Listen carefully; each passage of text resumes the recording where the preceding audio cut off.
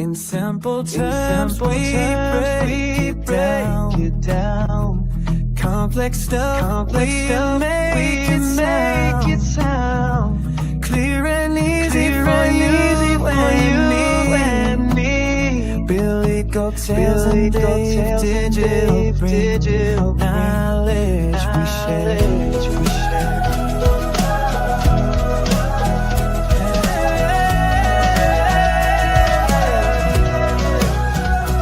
Simple terms,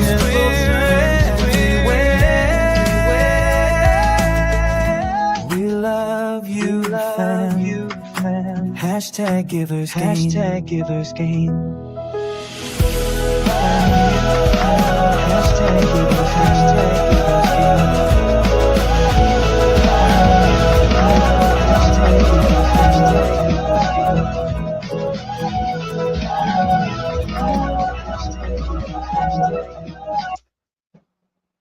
And good morning, goats, and welcome to the Simple Terms Podcast. I am your host, Dave Digital, and I am going to be taking you through this journey today.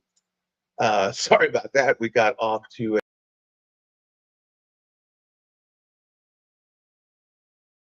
technical difficulties going on there. Let me put it back over there. Hey, good morning, everybody. If you can hear me and everything is good, put a 1 in the chat. 1 in the chat if you guys can hear me. I hope everything is working okay. Looks like Jesse maybe didn't get to hear the intro, but that's okay. Sometimes we have glitches going on. But good morning, everybody. This is the Simple Terms Podcast, where we break down complex topics in simple terms. We are right here on the Billy Goat Tales Network, where our ethos is based on Givers Gain. It's good to see everybody here this morning. I hope that each one of you guys had a Merry Christmas. I hope that you are getting ready for your new year. I hope you have big plans. I hope this year holds everything that you want, that you desire. I hope that last year you learned everything that you wanted to learn, or so many things that you wanted to learn. You have so many good lessons from last year. I hope that last year you got everything that you wanted out of it, and everything that you didn't get out of last year, I hope that you have a plan for this year, going into 2026, that you are going to make changes and get everything that you want out of the new year. So I'm excited about the new year. Really cool things going on. I did a thing last night. We won't really go into too much detail. I do want to share with you guys my chart on the Bitcoin. So let's take a look. Man, this thing has not been doing any moving. Let's see here. There's the Bitcoin chart. So if you can see, I'm on the 1 hour. And this is what we've been doing on the 1 hour. I think that it's going to come take these lows right there. I mean, if you look here, and I'm not a pattern guy, but I mean, we've barely tapped this golden pocket 786. We haven't filled that value area low again. And then you have this thing. Like I say, I'm not a pattern guy, but that looks like a left shoulder, a head, and a lower right shoulder. So what I would like to see, I would like to see us come up, take these highs, give us some sort of a bear div or a SFP, and then come take these lows. So I've got an alert there. If we come up and take those highs, sweep the highs, and then I see a reaction, if I have a chance to look at it while we're live, if it happens while we're live, then I'll take the short. If not, if it just comes down before it takes those highs, well, that's just is what it is. So I just would like it to take those highs first, and then that would make it easier for me to set my stop loss wherever it needs to be. So today, what we're going to be discussing is the how to stop AI hallucinations. So I'm not even sure if you guys understand what we mean by AI hallucinations. I'm sure some of you do, but maybe a couple of you don't. So AI hallucinations is whenever the AI will confidently give you an answer and even give you sources that is completely wrong. So this happens a lot whenever you are building a project that maybe takes a little bit longer, or the AI gets a little bit deeper into the conversation. Then it may hallucinate if it just does not know the answer, and it'll hallucinate very confidently And that could cause problems, especially if you're in a larger workflow. So let me just say hi to all you guys real quick. I know I saw Jesse in there. Wow, Alexandra G just spreading the love across all the channels this week. So amazing. Alexandra G, good to see you this morning. I hope your mood was good.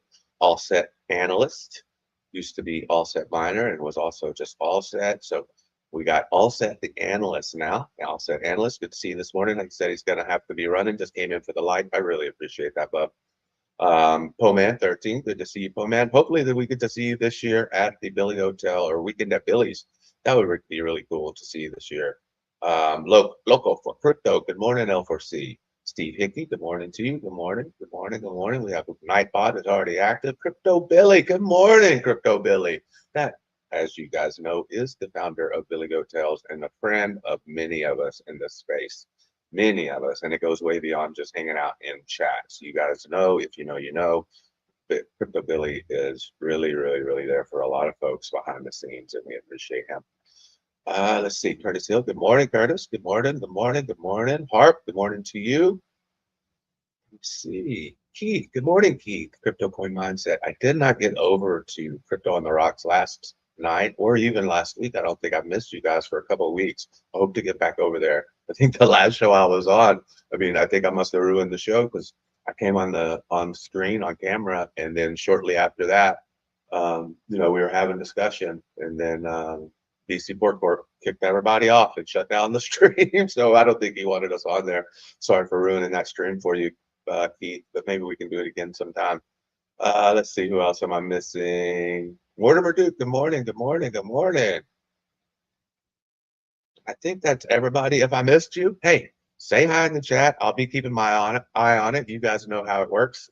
Say hi in the chat if I missed you, and I will say hi back to you. So what I'm going to do now is I'm going to load up our program for today. What we're doing is AI hallucinations. So they call it RAG, but we'll learn more about that as we get going. This is going to be the deep dive. We're going to do an interactive deep dive today. Let me go ahead and share my screen. Bam. All righty, guys. So we're going to get started. Let me know if everybody can hear it. So once I get going, put a 1 in the chat. And if you can hear it, everything is good. We will move forward. If you have questions, ask your questions. I will star those questions, and then I will come back to them whenever we see an opportunity to hop in and not get the AI off track. So let's get started. Wait, before we get started, I forgot, I got to do things. So let's get started.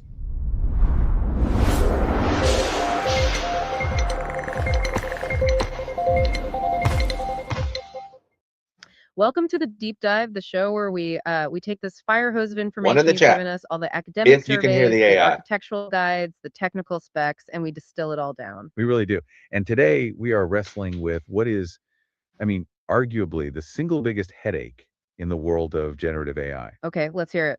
The problem of confidence without facts. We're talking about hallucination. That moment your seemingly helpful AI assistant just completely veers off the rails and delivers plausible yet total fiction. And we've all seen this. I think everyone listening has had this experience. You ask a large language model, an LLM, a question, and it comes back with this absolute authority. It generates content that sounds perfectly researched, it's well articulated, but it's just fundamentally demonstrably wrong. It's a real crisis of trust. It is. It's the digital equivalent of But a it's just really fundamentally well-dressed politician standing up and stating with zero hesitation, yes, it is a known historical fact that Thomas Edison invented the first practical telephone. Right. It's said with such confidence, I almost believe it for a second. You do. It's delivered with this perfect professional cadence. But you and I know the reality is Alexander Graham Bell invented the telephone. Edison, he's famous for improving the light bulb, building on other people's designs. And that's what the researchers call a factual contradiction. Exactly. And sometimes it gets even weirder. Worse than just getting a fact wrong. Oh, yeah. Sometimes it just makes them up out of whole cloth. The research papers you shared have this great example of factual fabrication. Okay. Like an LLM claiming with that same confidence that the construction of the Eiffel Tower in 1889 led to the extinction of the non-existent Parisian tiger. The Parisian tiger, which never existed. Never existed. It creates this beautiful, compelling story, but the core fact is just that poof. It's a complete fabrication. The model is guessing. And that guessing, that reliance on its own internal, maybe stale or just plain wrong training data, that is exactly what we are here to stop today. That is the mission for this deep dive. We are introducing the concept of retrieval-augmented generation. Or RAG, as we'll be calling it. RAG. So the mission is pretty simple then. We want to contrast that closed book LLM, the one that's just relying on its static, memorized knowledge, with a new evidence-based system. We're taking the AI from a confident wrong answer machine. To one that has to show its work, show the receipts. Exactly. Show the receipt. So our goal today is to explain RAG in really simple terms, walk you through the core architecture step by step. Then we're going to do a kind of conceptual stress test with some really tough real-world questions. And then we'll look at the engineering required to build these things so they're actually reliable and secure in a production environment. So it's not just about what RAG is. It's about how it fundamentally changes the whole relationship between the LLM and, verifiable truth. That's the goal. Okay, so let's start with the definitions. The source Oh, wait. Someone wants to join. Hey, go for it. Good morning. I'm Dave Digital, and you guys are live on the Simple Terms podcast. This morning is Saturday morning, December 27th. We are 2 days after Christmas here in America, and I want to welcome you guys, and I want to thank you for where you are right before you get started. I don't want you to lose your place, but I do want you to say hi to some people that we have live in the chat. We have Alexander G, who sent 2 super stickers this morning. We want to say thank you to her. We have Jesse Halluck. We have All Set Analyst. We also have Keith from Crypto Coin Mindset. We have Poman13. We have Loco for Crypto. We have Steve Hickey. We have Crypto Billy, the founder of Billy Go Tales. We also have Harp. Let me see. We also have. Good morning, David. Welcome, Dave. Thank you so much for the introduction and for letting us borrow your airwaves this morning. It's Saturday, December 27th, and we are live. And we are really delighted to be here with the Simple Terms podcast audience. We see Alexander's TV and all our friends. Hello to the analysts, to Poland13, Steve Hickey, and Crypto Billy. We appreciate all of you for tuning in for this deep dive into AI truthfulness. The timing is actually perfect because we just finished setting the stage on LLM hallucinations. Yeah, that problem of the Parisian tiger that never existed. Exactly. And the whole point of this segment is to introduce the solution, which is RAG. RAG, or Retrieval-Augmented Generation. Before we jump into the architecture, let's just make sure we are all on the same page with the core definitions. Okay, let's unpack this. The sources we looked at propose a really useful taxonomy. They split LLM hallucinations into 2 main categories. And while that factuality hallucination, like the Edison or the Parisian tiger examples, that's the one that grabs the headlines. Lebrick is actually primarily focused on solving a different category, which is faithfulness hallucination. Okay, faithfulness. Tell us more about that. Faithfulness is about the generated content diverging from the context you provided to it. This is the critical part for RAG. Exactly. If the generated text diverges from the specific evidence you literally just fed the model, that's context inconsistency. So the smoking gun is right there in the prompt. It is. Remember that fact-checking example we discussed earlier, Dave? The Eiffel Tower example, the Parisian tiger.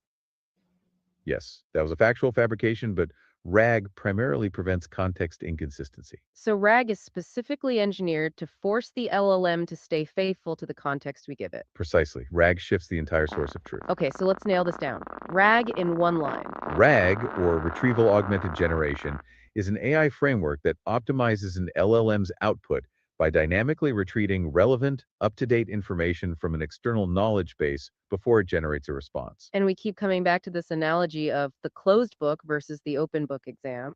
It's the best way to think about it. A standard standalone LLM is taking a closed book test. It relies only on the static, memorized knowledge it got during its initial training. So if a new company policy was announced yesterday, the closed book model has no way of knowing about it. None.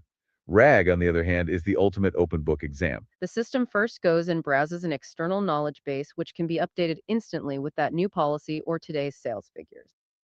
It finds the relevant facts, and only then is the LLM allowed to synthesize an answer. And this is a really profound shift in the model's cognitive task. It changes the core requirement from pure, often unreliable recall. From just digging up facts from its own memory. Right, to a task of comprehension and synthesis based on verifiable evidence that's presented right there in the prompt. We're not retraining the model. We're giving it a superpowered research assistant before every single question. That makes so much sense. By shifting the requirement from remembering to reasoning, you just dramatically boost accuracy and trustworthiness. Absolutely. Okay, let's move on from the what and get into the how. It's like, hey, yeah, what's up? Yeah, before we move on to the what and get into the how, we had a few more people join us. I would like for you to say hi to them. We have Maybe a Band-Aid. We have Chris Klein. We have Steve Hickey and Curtis Hill that have joined us in the chat. And then I want you to slow down before you go into the second part and go back and give us some real world examples of how we would implement that first section in our actual use case in an actual prompt. Dave, thank you for being the best community manager. Good morning, and welcome to the whole crew. Hello to maybe a Band-Aid and Chris Klein. We are so happy you joined us this morning. And we absolutely appreciate that feedback about pacing. We can definitely slow down and give you some real world examples. You want to see how we limit hallucination in actual RAB use. That's the heart of the matter. The primary way we limit hallucination, that factual fabrication, Is by giving the model a safe way out. the LLM's default is to always answer a question. So we explicitly instruct it in the system prompt. We tell it if you can't find the answer in the provided documents. You must respond with, I do not have sufficient information in the provided sources. This is non-negotiable in production RAG systems. It forces the model to choose humility over fabrication. Another powerful technique is grounding and citing. We make the model show its work for every claim. The prompt demands, quote the line, then explain in plain English. This makes the output verifiable, which prevents ungrounded guessing. Think of the Parisian tiger. Without RAG, the LLM fabricates. With RAG and those strict grounding instructions, You have to either find a document about the tiger or say, I don't know. that I don't know is the single most important safety feature. We will come back to this safe way out in round 3 of our stress test. That's where we cover the out-of-scope query, But for now, let's keep that grounding principle in mind. and we can move on to the how, section 2. Reconstructing the RAG architecture, We said it's a two-phase workflow. combining an offline prep step with a real-time query step. This two-phase process is what makes it scalable and efficient. We do the computationally expensive heavy lifting of data prep once, offline, So that the real-time part, the actual answering of the question, can happen instantly. on demand. Exactly. So let's start with phase 1, retrieval, and specifically the offline process. This is often called data ingestion. What does that prep look like? The offline process is all about preparing, organizing, and indexing your raw knowledge base. It's a 3-step flow, sources to chunk to index. Okay, step 1, sources. Step 1 is gathering your raw materials. Your policy manuals, legal documents, technical specs.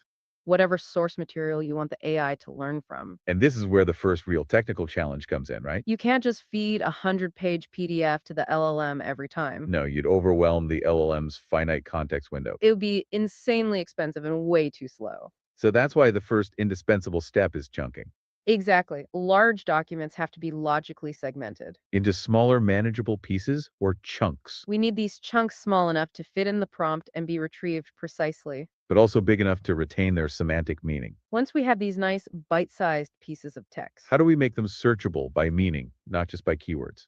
that brings us to step 2, chunk to index. And this is where the magic of vectorization happens. We use a specialized type of model called an embedding model. Like OpenAI's text embedding 3 small or other open source ones. Right, like BA Edge Base NV1.5. These models take those raw text chunks and transform them.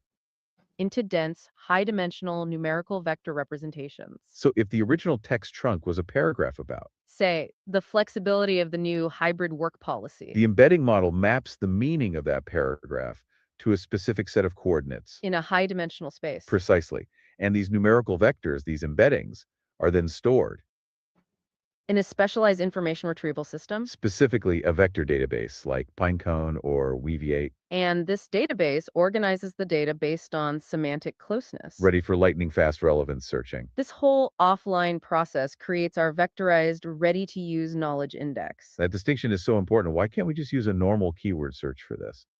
Because traditional databases rely on exact keyword matching. If I search for a remote work policy, But the document only uses the phrase telecommuting guidelines. a traditional system would probably miss it entirely. It finds nothing. A vector database, though, measures the semantic distance between my query vector and the document vector. If they are conceptually similar, their vectors are close together.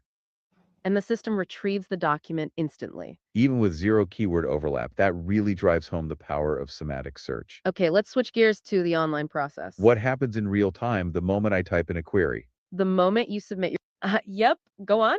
Okay, before we go on to the next area there, that was kind of confusing for me. So I'm not sure that I understand all of it. You said words like text chunks and models and vectors and vector databases and vectorized ready to use. And I don't really understand how all that goes together and how does that help me whenever I'm prompting AI say to write a title and description for a YouTube video that we've discussed. That is a fantastic question. And it is the core of the whole thing. You're right. We just threw a bunch of terms at you. Text embedding vector database. Let's put those Legos together right now. Okay, let's unpack this with a real-time example. Imagine you type in your question, what is the new flexible work policy? That's your natural language query. The first Lego is the embedding model. It takes your question and turns it into a mathematical vector. That vector is the numerical meaning of your question. The second Lego is the vector database. That's where we stored all those chunk vectors earlier. The ones that represent your company documents. Your questions vector goes to the database. And the database instantly finds the closest document vectors. Like finding the nearest neighbors in that high dimensional space. If the chunk about telecommuting guidelines is semantically close to your flexible work policy query, that chunk is retrieved. that retrieved chunk is the final Lego. We take that text chunk, which is the evidence, and we combine it with your original question. We stuff them together into the final prompt for the LLM. That's how the LLM gets its context. It sees your question and the relevant evidence together. The LLM doesn't search, it just reads and answers. So RAG is the entire pipeline. It's the mechanism that takes your question, gets the evidence, and gives the evidence to the model. That's the online process the moment you type your question. Your question, the orchestration layer kicks in. This is the central coordinator for the whole system. And what's the first thing that orchestrator does? It takes your natural language question and converts that query into an embedding vector. Using the exact same embedding model we used during ingestion. And that consistency is non-negotiable for the system to work. Absolutely non-negotiable. If you use a different model, the semantic spaces just won't line up. Your search will fail spectacularly. Okay, so that query vector is now sent off to the vector database. This is step 3, query to retrieve the top K results. And the vector database performs that similarity search. It measures the numerical distance between your query's vector and all the stored document chunk vectors. It then retrieves the top K most similar chunks. That K could be the top 5 or top 10 most relevant segments of text. Right, depending on how much context you want to provide to the model. And here's the critical moment. We've retrieved the evidence. Now we finally move into phase 2, generation, where the LLM comes into play. But its role is now dramatically limited. Phase 2 is all about the final answer synthesis. The system takes those retrieved top K chunks and combines them with your original question. This is the prompt augmentation step. Some people call it prompt stuffing. So the final prompt is this massive, highly structured package. It's basically telling the model, here's the user's question. And below, here's the exact context you need to answer it. Exactly. And that augmented prompt is sent to the generative LLM. And crucially, the system prompt has explicit, non-negotiable instructions. Telling the model to synthesize the final answer exclusively from the provided context. Not from its own internal knowledge. Not from its internal parametric knowledge. And because that context is right there, the model synthesizes the response. And now it can and should include citations. Showing exactly which chunk or which source the information came from. And that transforms an unsubstantiated guess into a verifiable, auditable statement. This is some architectural blueprint. Oh yeah, go on. Okay, so Keith from Crypto Coin Mindset, he and I seem to be on the same page here. He said, maybe I'm just tired, but this is frying my brain. So what he's saying is all of these terms are hard for us to understand for a normal use case. So can you give us an example of what happened with a prompt and an example of that prompt before RAG, and then an example of an optimized prompt after RAG for a simple use case, like developing a YouTube video or something like that? You are absolutely on the right page. You are catching the critical points. And honestly, the terms we use can be brain frying. That's why we're here to break down the friction points. You want a simple example of a normal use case. And then an example of a problem that RAG solves. Let's anchor this with a very clear, everyday corporate use case. We will use the company policy manual analogy again. Before RAG, let's say a customer support agent asks the old LLM, what is our company's warranty coverage for the Model Z? The old LLM, relying on its internal memory from training 2 years ago, might confidently say, the warranty is 90 days, no exceptions. But the company updated the policy last month to 180 days. The old LLM has failed the factual contradiction test. It's a hallucination because the knowledge is stale. Now let's use the RAG-enabled system. The RAG system has the new, updated 180-day policy in its vector database. When the agent asks the same question, the orchestrator works. It converts the query into a vector. It searches the vector database and retrieves the chunk that says, Model Z warranty is 180 days effective October 1st. The LLM gets that text context in the prompt. And because it's forced to use the evidence, it outputs the correct answer. And it adds the citation, proving it's grounded in the new document. Oh yeah, let's hear it. Okay, so what you're saying is RAG is basically an update that these LLM models have that we don't necessarily have to introduce to it. This is already there, making the models better in most cases. Am I understanding that? That is a brilliant way to phrase it. You are capturing the core difference. Here is the key distinction, though. RAG is not an internal update to the LLM itself. That LLM is still the same closed book model. The GPT-3 or the BERT architecture is static. RAG is a new external system we introduced. It's an architecture built around the LLM. It's the research assistant, not the student. Remember the cost discussion. We specifically use RAG because it's up to 20 times cheaper. It's cheaper than retraining or fine-tuning that entire LLM model. Fine-tuning is what bakes the knowledge directly into the LLM's weights. That's the internal update you mentioned. RAG avoids that expensive, continuous fine-tuning cycle. Instead, we just continuously update the external vector database. So RAG is the external mechanism we introduce. It dynamically feeds the LLM with fresh, verifiable context. That's how it makes the models better in most cases. It provides the grounding. In the new Oh, go for it. And the RAG comes from the user, like me, inside of the prompt?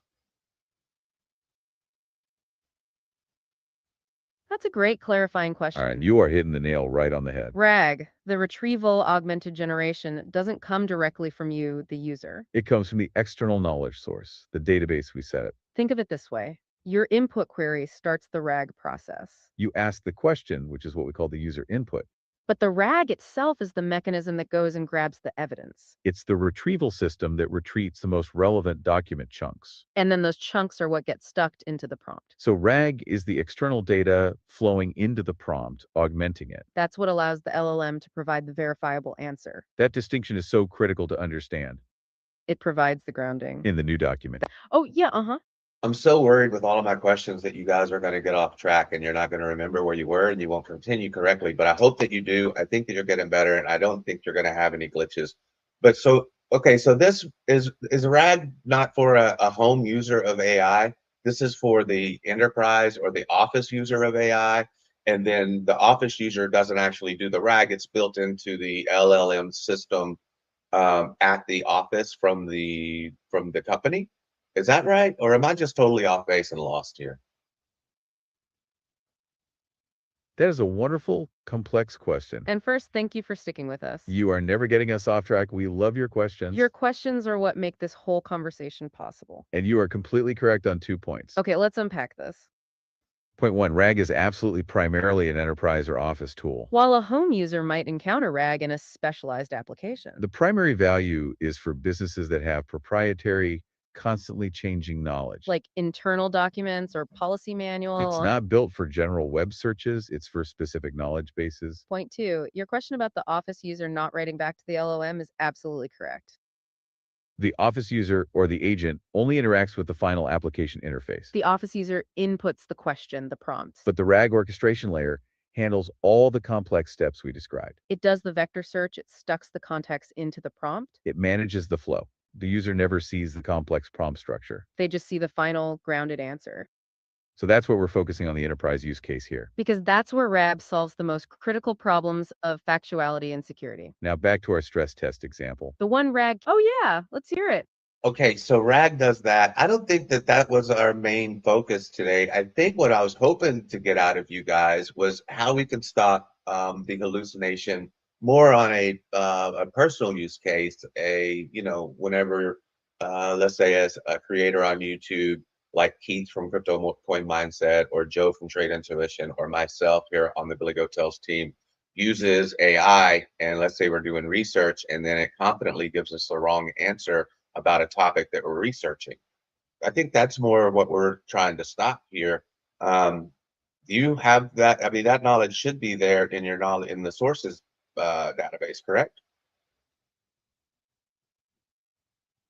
That is a phenomenal pivot. And you are right, we absolutely should address the individual creator. Because hallucination isn't just an enterprise problem. It's a huge problem for content creators like Keith and Joe. When you use an LLM for quick research on a top story, And it gives you a confidently wrong answer.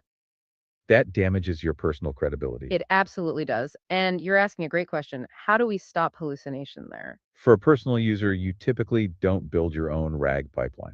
That would be way too much setup and complexity. But the concept of RAG is what you rely on. Most mainstream AI tools, like those you use for research now, are quietly using RAG.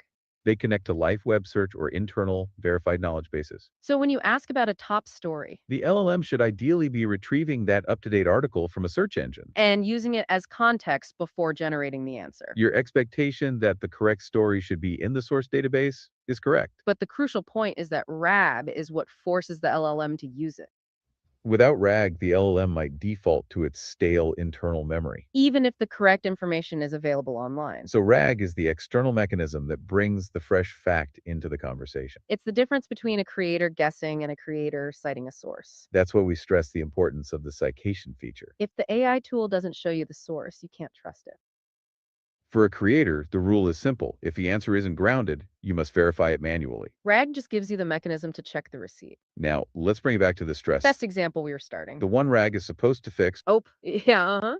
Yeah, so you were talking about outdated models. So I think a good example of this is Army Piper, creator of the Piper Network, was live on screen one time, and he was talking with, or he had some footage of him talking with his AI, which was a voice model of ChatGPT 4, and it kept insisting that the president was not President Trump, and it was either Kamala Harris or Gavin Newsom or something like that. So that model, the ChatGPT, whatever model that was, 4.1 on the voice model, was not using RAG. And that's an example of how it can hallucinate. Is that correct? That is a phenomenal real-world example. Thank you for sharing that context. You are absolutely nailing the problem of outdated models. That is precisely what we mean by a knowledge cutoff. That LLM was trained on data up to a certain date. Let's call that the knowledge cutoff date. If the LLM's memory cutoff is before that election, Or before the German president took office. it has no parametric knowledge, no internal fact about the new leader. That's because the LLM's internal knowledge cannot be updated in real time. The LLM is essentially forced to hallucinate the previous answer. Or generate an answer based on its stale internal data. This is a classic case of what the research calls factual fabrication. It's an error because the model is prioritizing fluency over truth. And that's exactly where RAG shines for creators. RAG steps in and provides that up-to-date context. If that AI system had been RAG enabled, It would have dynamically retrieved a current news article, an article confirming the result of the election. and that fresh external fact would override the stale internal memory. So RAG is the bridge over the knowledge cutoff gap. It's the mechanism that ensures the facts are current. One RAG is supposed to fix, but sometimes fails. We call that the retrieval failure.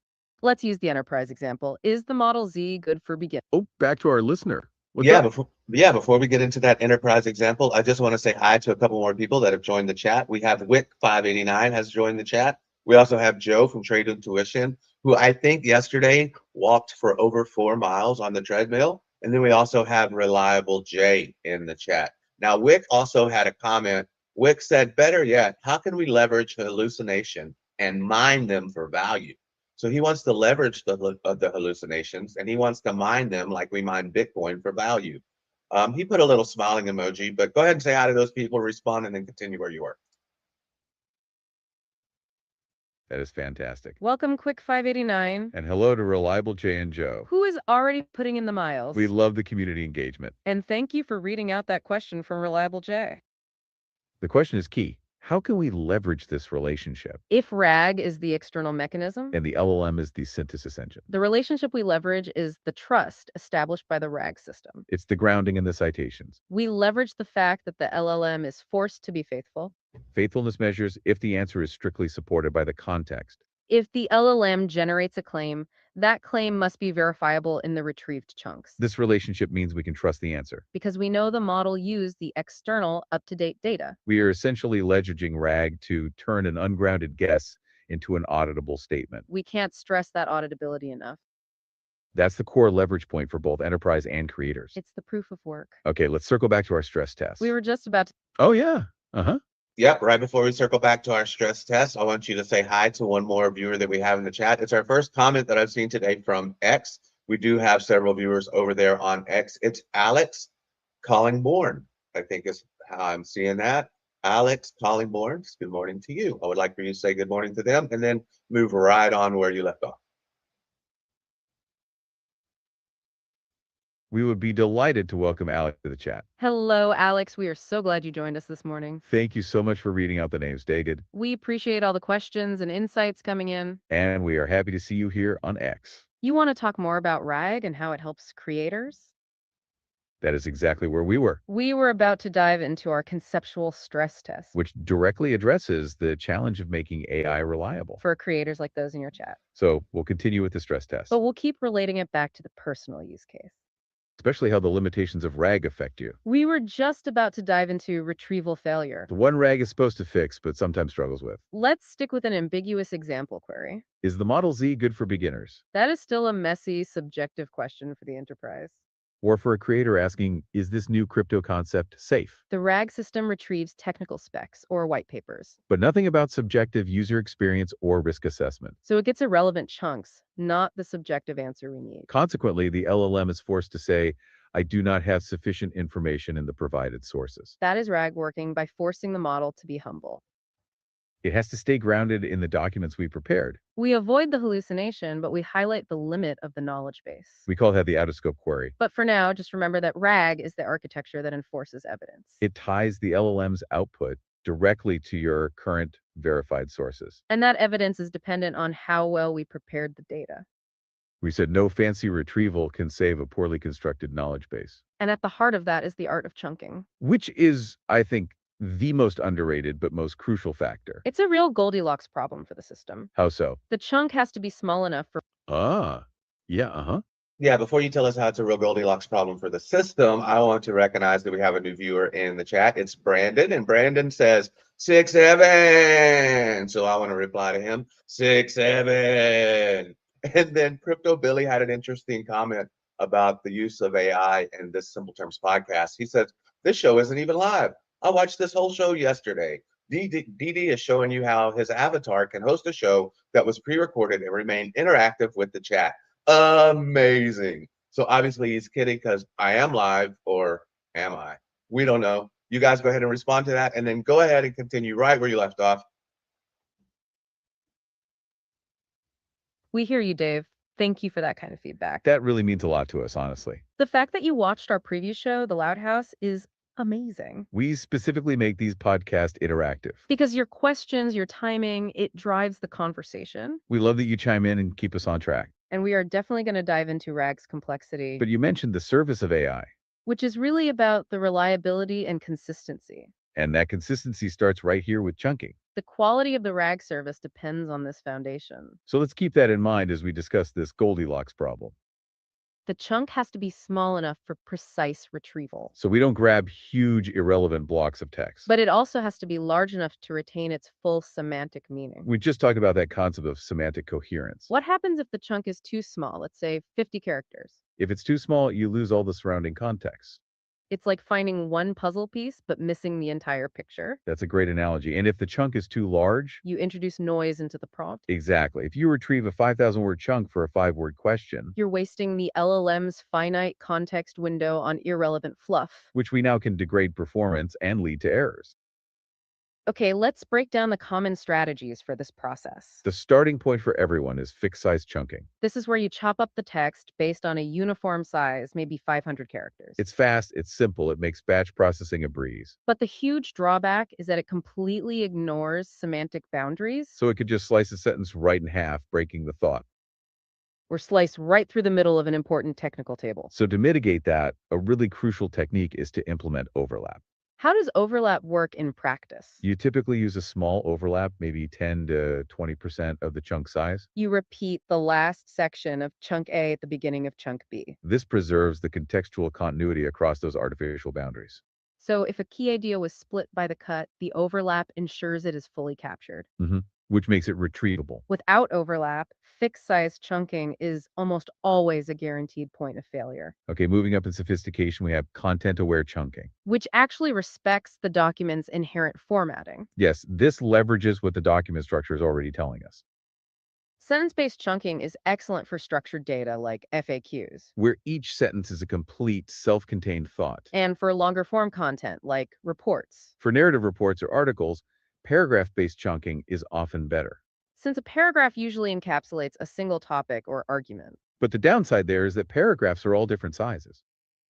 Exactly. And that's why many production systems just default to recursive chunking. This is super robust because it tries a prioritized list of separators. How does that work? It might start with the biggest separator, like a double new line for paragraphs, If the resulting piece is still too large, it recursively breaks it down using smaller separators than sentences, than words. until it meets the desired size limit. So it intelligently tries to keep related text together. Oh, go for it.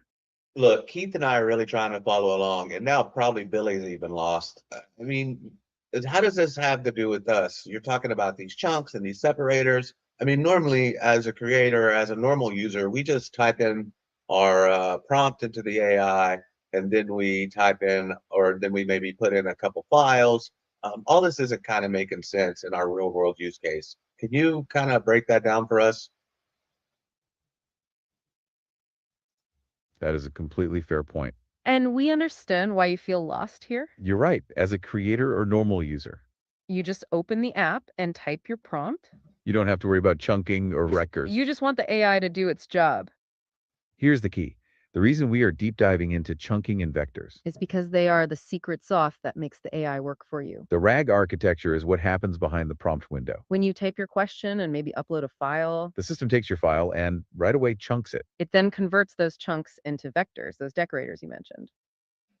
And that all happens before the LLM ever sees your question. So while you don't do the chunking determines the quality of your AI's response. Add chunking means the AI can't find the fact you need. And it falls back to the fast guess we warned about. We talk about it so you know what reliable AI service actually requires. It needs that robust foundation. Let's pick up right where we left off on chunking sophistication. That process maximizes the chance of semantic coherence without massive overhead. It's the smart default for complex documents, We were just about to describe the most advanced technique. the one that is the most accurate, semantic chunking. How does semantic chunking go beyond just structure? Semantic chunking actually uses the embedding model during ingestion, It goes through the document sentence by sentence. generating an embedding vector for each one. Then it calculates the distance between the vectors of consecutive sentences. And if the distance is large, That indicates a significant semantic shift. The topic has changed completely. so it ignores physical breaks and only cuts when the actual meaning changes. That sounds incredibly effective for accuracy. What's the catch? The catch is cost and latency during ingestion, You have to make an embedding model call for every single sentence. which could be millions of calls for a large data set. So while it results in highly coherent chunks that boost retrieval accuracy later, It's significantly more expensive upfront. it's a classic engineering trade-off.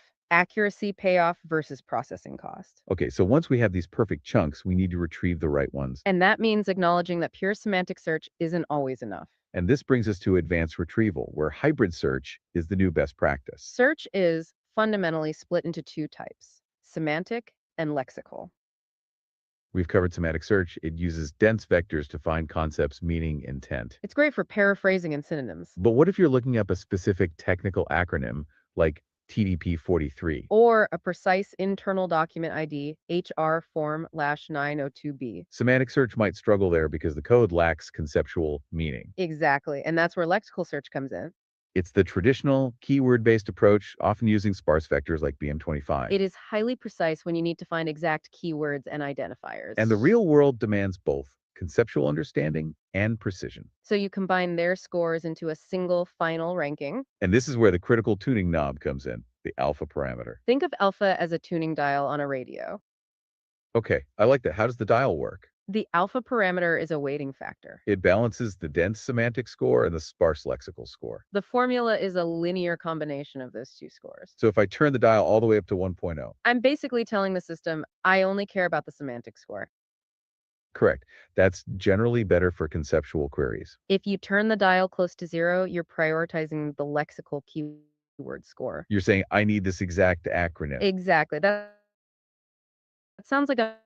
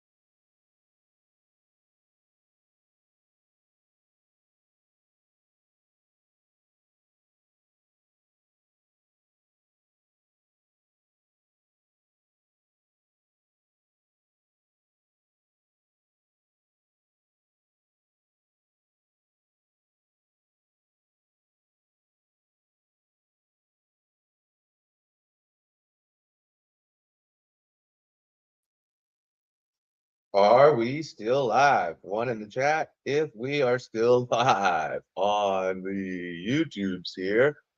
Let's see if I can get them to catch up right where they left off. Looks like everything. Yes, we're back. We're back. So we'll see. I think there, guys, we're getting really close anyway to the end there. So we'll go back into it to see if they can remember where they were.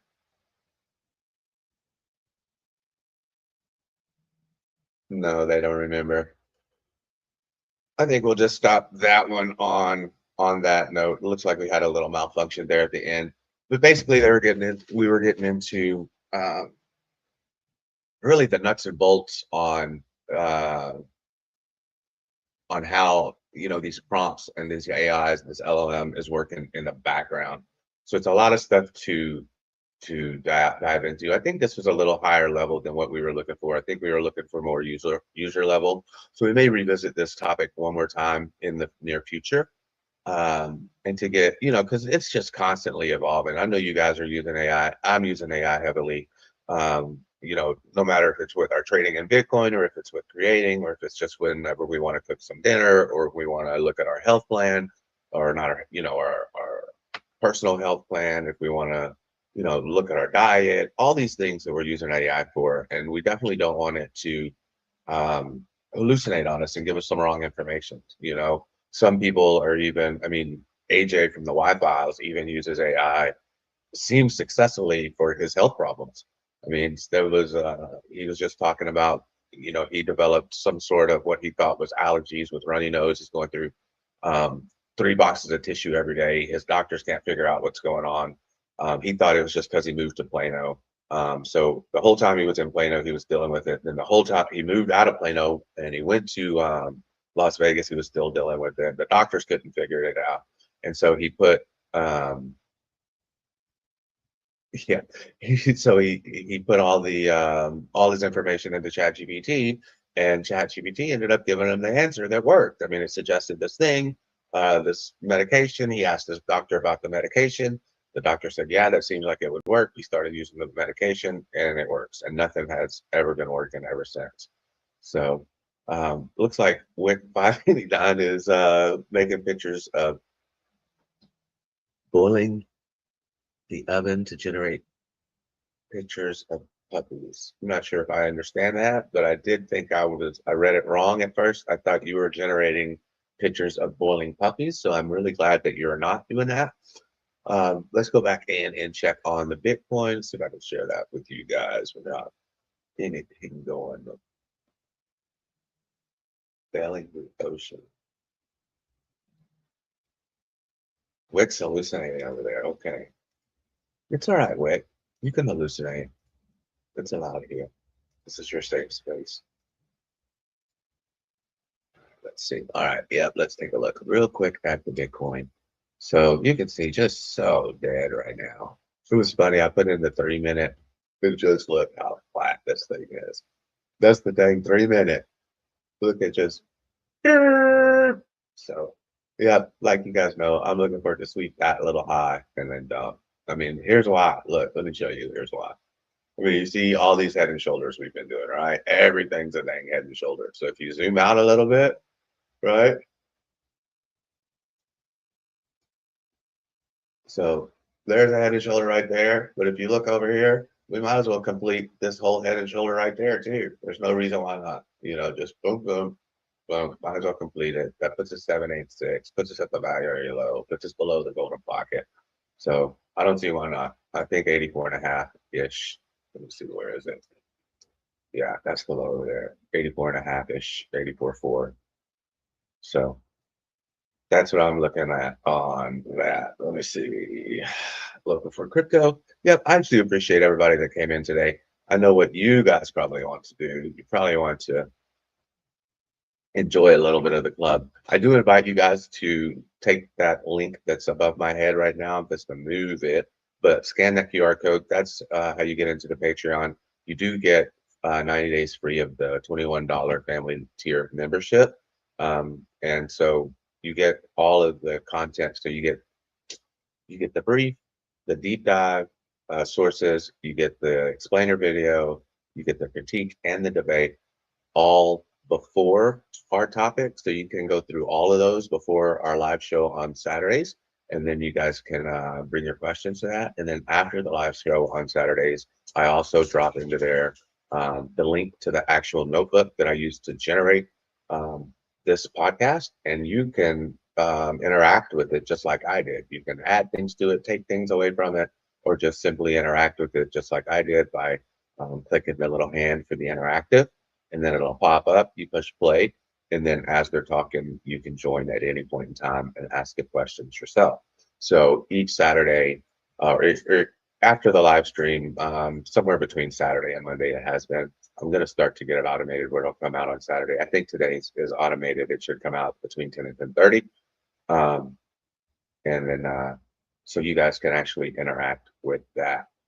Let's see, any other housekeeping that we have to do? I don't think so. I think we do have, obviously, we have the live show tomorrow at 4 p.m. my time, 5 p.m. your time, I think it is, on the Billy Goat Tales Network. That's our family live stream that we do each week where everybody comes together.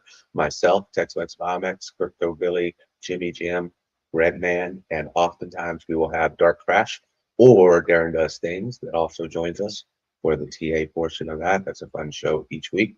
So we hope to see you there. And you guys know that we have the motivational mindset. Actually, it's called Motivational Crypto on Monday through Friday. And that comes out at 7:30 in the morning. Let's see, what else do we have? And of course, you know, Redman shorts, all the shorts come out. We probably put out now close to 100 shorts each week. So I don't expect each one of you guys to watch all of them, but it is really cool to see the recaps from the live shows and to see what Red puts out each week. And Tony is working on a lot of big things in the background. So I'm looking forward to seeing all that. But with all that being said, you guys know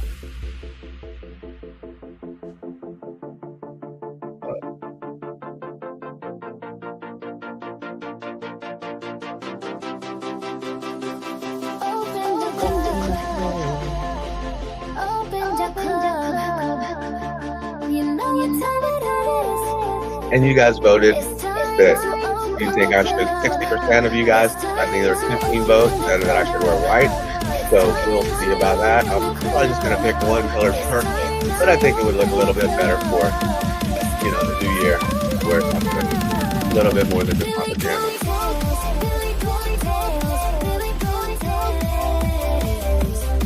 Shut up, get up, Jesse. I know that hip's working now. Let's go, K-Dig. Wick. Billy goes down. Come on, Wick. Wick, come on. Hallucinate a little bit with us. Crypto Billy. Come on. Grab one of those twins or both of them and just dance. Just dance. Sing to them, Givers Game.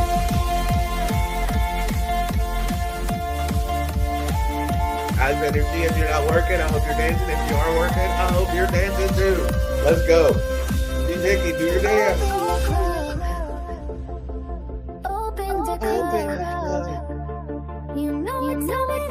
Let's go, T.I. I know you've been dancing. Your legs probably sore after those 4 miles yesterday. My goodness. Let's keep it moving. Let's go. Loco. Loco's dancing. I see you, Loco. Let's go. Thank you guys for starting Saturdays with me. This is fun. I like starting Saturdays by learning something new. Even if we learn something new that might be a little bit above our pay grade at the time, we'll get it better. You know, this is a work in progress. We learn together. I love you guys. I really appreciate you guys. Can't wait to see you guys tomorrow. Really exciting. So I appreciate you guys. Share out the stream if you can. If you like it, share it out. You know, get other people in here. So see you next time. We'll let this play through. It's going to kind of mix over the top of our outro song. And so we'll have to just deal with that next while it's mixing. One more dance. Let's go. Let's go. All right. See y'all tomorrow. In simple terms, we break it down. Complex stuff, we make it sound clear and easy for you and me. Billy Goat Tales and Dave. if digital bring knowledge we share.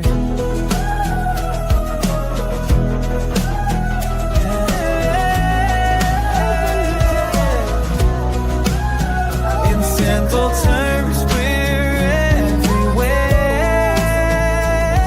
It's time to We open love the you, club. fam. It's time to Hashtag open the Givers club. Game.